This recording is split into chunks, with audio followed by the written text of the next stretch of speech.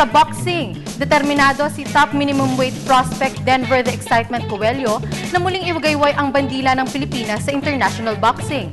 Ito'y kasunod ng isa-isang pagkalaglag ng mga world boxing champions ng bansa tulad ni Manny Pacquiao, Nonito Donaire Jr. at Brian Viloria.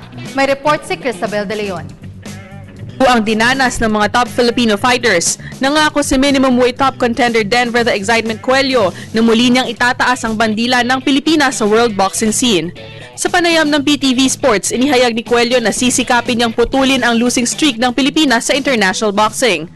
Sa nakalipas sa 11 buwan, lumasap ng masaklap na kabiguan sa ibabaw ng ring ang mga tinitingalang Pinoy boxers tulad ni Manny Pacquiao, Nonito Donaire Jr., Brian Viloria, Ray Boom Boom Bautista at Malcolm. Kaya't sa kanyang mandatory title challenge kontra Chinese WBC 105-pound champion Shou Zhangzong, sa susunod na buwan, sumumpa si Coelho na gagawin niya ang lahat para madagdagan ang boxing champions ng Pilipinas. Time ko na to eh. Talagang napaka-importante ito at saka ito na yung hinantay namin. Siyempre, napakahalaga to sa akin dahil Nangako rin si Coelho na hindi siya magre-relax sa ensayo kahit pa mas maliit sa kanya ng 5 pulgada ang Chinese rival. tinamaan ko siya ng person, siguro tapusin ko agad person.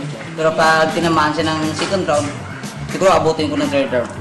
Sa ngayon ay sinasabing fight purse at venue na lamang ang pinag-uusapan para opisyal na maikasa ang showdown ni Coelho at Jong. Para sa Good Morning Boss, Cristabel De Leon, PTV Sports.